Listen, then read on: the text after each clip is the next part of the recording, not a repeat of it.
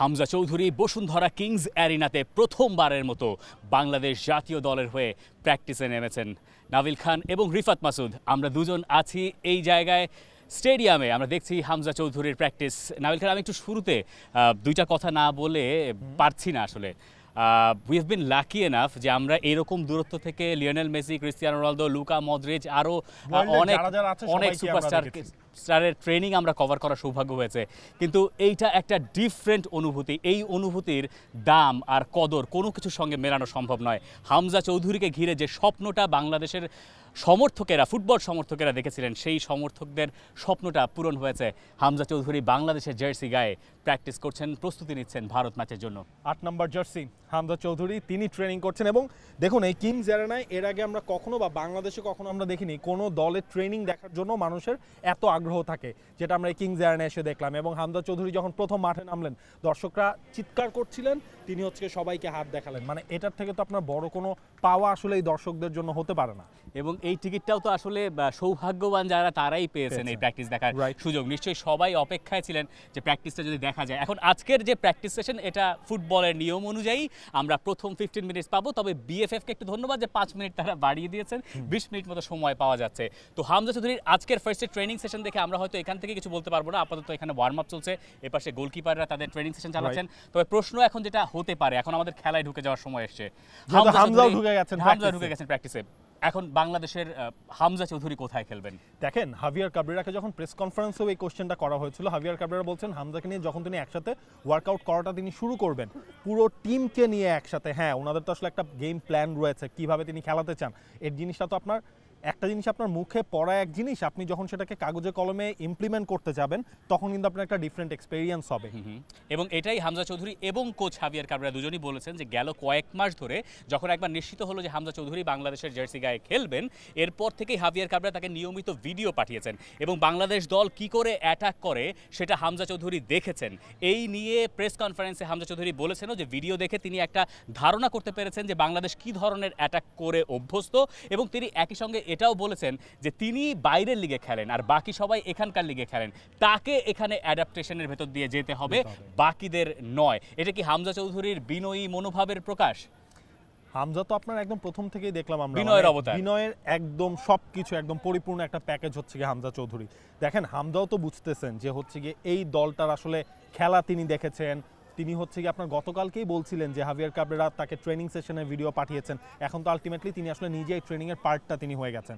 এখন হামজাকে কোন জায়গাটায় ফিট করবে, হ্যাঁ মিডফিল্ডে ফিট করা হবে, এটা হচ্ছে খুব মানে অবধারিতভাবেই সেটা বলে নেওয়া যায়। ওই পজিশনগুলো নিয়ে আসলে হাভিয়ার কাবরেরা কাজ করবেন, কিন্তু যে তিনি আসলে কোন ফরমেশনে যাচ্ছেন এটা একটু যদি আমরা এইভাবে বলে রাখি, যদি 4-2-3-1 বাংলাদেশের ফরমেশনের কথার কথা, তাহলে ডাবল পিভটের একটা তিনি হতে পারেন। তিনি যেহেতু 8 নম্বর জার্সি নিয়েছেন, 8-এর ওই অঙ্কটা অনুযায়ী ফুটবলের ব্যাকরণে যা ঘটে নাম্বার 8 রোলে তিনি থাকতে পারেন। তবে আমার ধারণা তিনি নাম্বার 6, নাম্বার 8 এই দুইটার একটা হাইব্রিড সমন্বয় হয়তো খেলতে পারেন।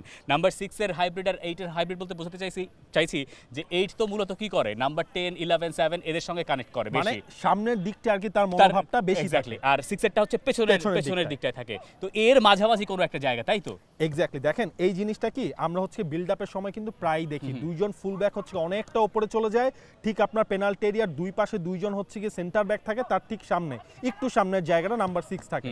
আমরা হয়তোবা হামজাকে সেই পজিশনটাই দেখবো না, আমরা দেখবো তার থেকে ধরেন হচ্ছে সেন্টার সার্কেল বরাবর যেই জায়গাটা আছে ওটার আরেকটু নিচের জায়গা। আমরা আসলে এইভাবে বলতে পারি তাকে আমরা সব জায়গায় দেখবো যেখানে দরকার হবে, মানে মোবাইল প্লেয়ার বা utility player. Box to box বলতে আসলে যেই ধারণাটা খুব জনপ্রিয় হয়েছে আধুনিক ফুটবলে, সেরকম কিছুতে আমরা তাকে হয়তো দেখতে পাবো। আমরা যদি শেফিল্ড ইউনাইটেডের সঙ্গে মেলানোর চেষ্টা করি যে হামজা চৌধুরী শেফিল্ড ইউনাইটেডে কি করেছেন, শেফিল্ড ইউনাইটেডে তিনি নাম্বার 8 রোলে কমই খেলেছেন, সেই তুলনায় তাকে কখনো কখনো রাইট ব্যাকে খেলতে হয়েছে কারণ শেফিল্ডের প্লেয়ার ইনজুর্ড ছিলেন, সেই কারণে তিনি মিডফিল্ডে যখন খেলেছেন সেখানেও আরেকজনের রিপ্লেসমেন্ট হিসেবে খেলেছিলেন, কারণ কোচ জানতেন যে হামজা চ্যাম্পিয়ন প্লেয়ার। হাভিয়ার কাবরেরা জানেন যে হামজা চৌধুরী আসলেই চ্যাম্পিয়ন প্লেয়ার। দেখেন, এই জায়গাতে হচ্ছে গিয়ে যে মানে ওই জামালের ওই কথাটা আমি আসতে যাচ্ছে আবারও, লিওনেল মেসি বাংলাদেশের এই দলটা, লিওনেল মেসি হচ্ছে গিয়ে হামজা চৌধুরী। সুতরাং তাকে কোন জায়গায় প্রপারলি ইউজ করতে হবে এই জিনিসটা কিন্তু বেশ ভালোভাবে আসলে করতে হবে, না হলে পুরো জিনিসটা কিন্তু হিতে বিপরীত হয়ে যায়। ইনফ্যাক্ট আমি মানে প্লেয়ারদের সাথে টুকটাক ধরেন কথা বলে কেউ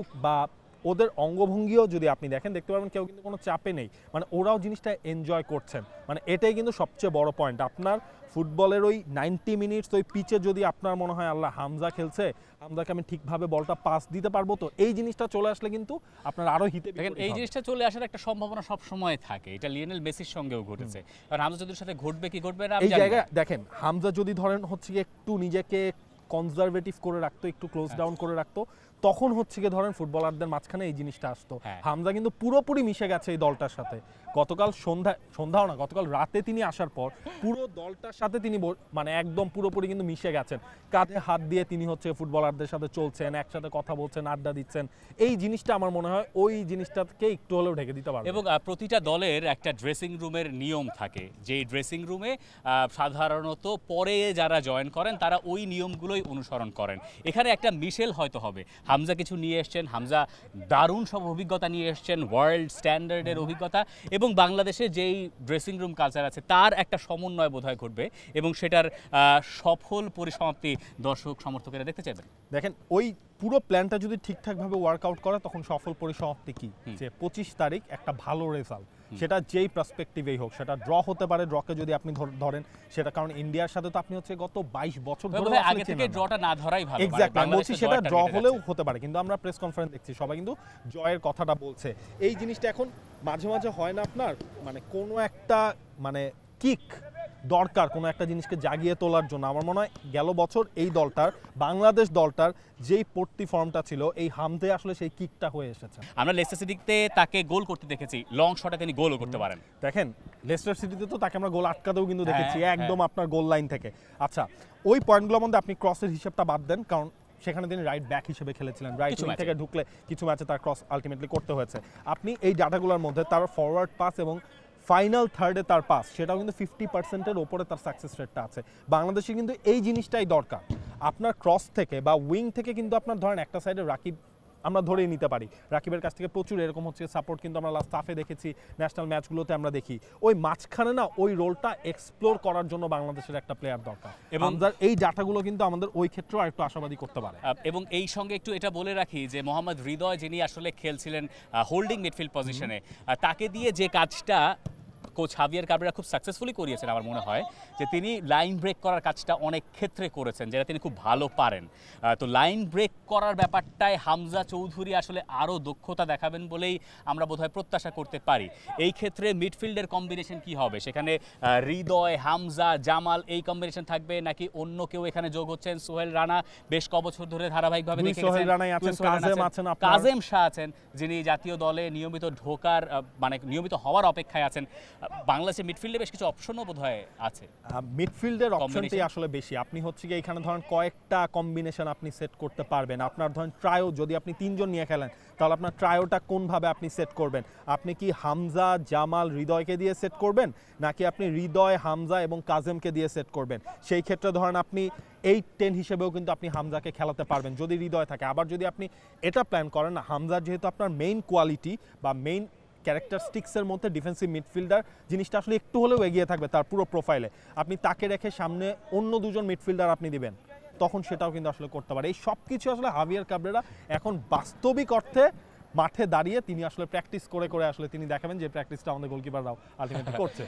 যাই হোক, এই নিয়ে বোধহয় সামনের দিনগুলোতে অনেক বেশি কথা হবে, সবাই কথা বলবেন, এবং এই অনুভূতিটাই সম্ভবত আমার কাছে মনে হয় নতুন। এই ফুটবলের ট্যাকটিক্স ফ্যাকটিক্স হাবিজাবি নিয়ে আমরা কথা বলছি টি স্পোর্টসের একদম শুরু থেকে, যখন এই ফুটবলে হয়তো তেমন কোনো আগ্রহ ছিল না। আমরা ফকিরের পুল ইয়াংম্যানস, মোহামেডান স্পোর্টিং ক্লাব, ওয়ান্ডারার্স, আমরা ফরাশগঞ্জ, রহমতগঞ্জ, কিছু নাই। এবং এখন যখন সেখানে আপনার কাছে অনেকের কাছে ছবিটা রঙিন মনে হতে পারে, তখন আমরা আসলে ধন্যবাদ দিতে চাই তাদেরকেও যারা ওই সময়েও খেলাটা নিয়মিত দেখেছেন, এবং তাদের ওই অকুণ্ঠ সমর্থন আসলে বাংলাদেশের ফুটবলের চেহারাটা একটু একটু করে পাল্টে দিতে শুরু করেছে। আগামী দিনগুলোতে হামজাকে নিয়ে অনেক কথা হবে। আমরা বোধহয় এখান থেকে এখন আজকের দফা রফা করতে পারি। অনেক কথা বলে ফেললাম, এখন চলুন আমরা কিছুক্ষণ হামজাকে দেখি তিনি আসলে প্র্যাকটিসে কি করে।